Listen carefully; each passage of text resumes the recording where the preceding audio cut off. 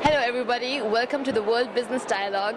Today it's an honor and pleasure to speak to Manu Goswami.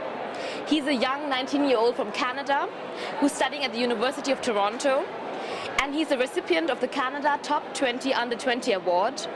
He's a CEO and co-founder of multiple ventures like Rafiki Media, World Things and Foodshare.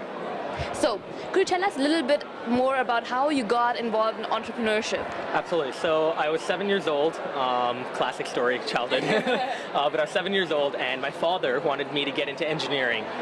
Classic, sometimes parents want you to go into what they're doing, right? And especially Indian parents, oh my God. And so my dad wanted me to get into engineering, and he came one day home and was like, let's build something. And I really wanted to build a hovercraft, Star Wars, Star Trek, huge inspiration for me early on. And so we built one in 3 months. We built a rechargeable and a remote controlled hovercraft, and we sold it for $200. That was my first ever thing that I've ever sold in my life. And when my dad came back, I think what he thought is that I'd fall more in love with the engineering side of things, but for me it was a lot more about marketing and sales that I was really attracted to. And that's kind of how I got started into it. I joined a couple of programs when I was 10 years old, and I began just starting to build things on my own and reach out to people who were as young as me, who were as ambitious as me, and that's how I came to be here. Oh, very interesting story. As a young student myself, my question would be, how do you overcome the challenge of being perceived too naive as a young entrepreneur? It's hard, right? It depends, however. I think, one of the things we learned actually earlier at the World Business Dialogue is there's always going to be people who overestimate what you can do as well as underestimate what you can do.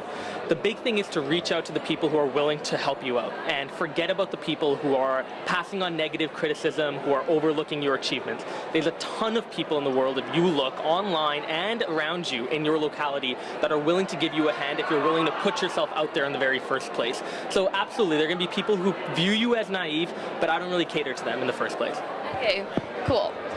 And the third question would be, you talk about social entrepreneurship being first challenge conquered, being a combination of empathy and entrepreneurship.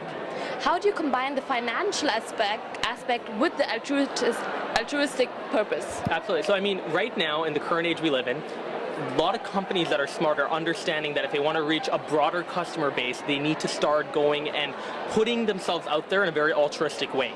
So an example of this is Tom's shoes, where every pair that someone buys, they donate another pair to Africa, right? These are the types of social entrepreneurial models that are going to start to exist in the future, because our customer base is starting to get more informed, even though America would say otherwise, but it's starting to become more informed, and more importantly, they want to see brands do more than simply provide them with things. They want to have some sort of side benefit, and that's where I think companies are going to try to seize upon in the near future. Thank you.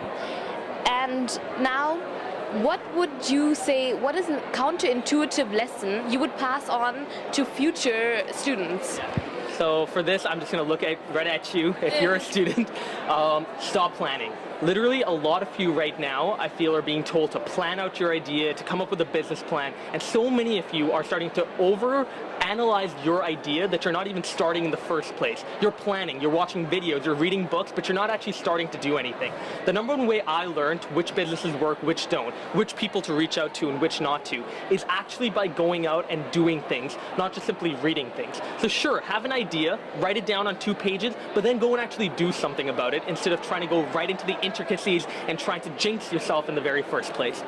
Okay, that's a good advice. And I would like to good advice. I would like to end the interview with the view into the future. What do you see yourself doing in the near future?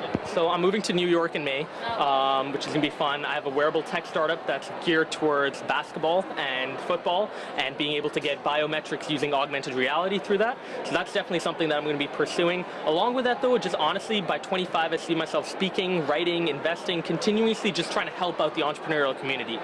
Because at the end of the day, I view everyone who's my age, everyone who's older, that's trying to make something of themselves in that space as an equal and as someone who I can learn from and connect with. And that's what I really want to continue to do.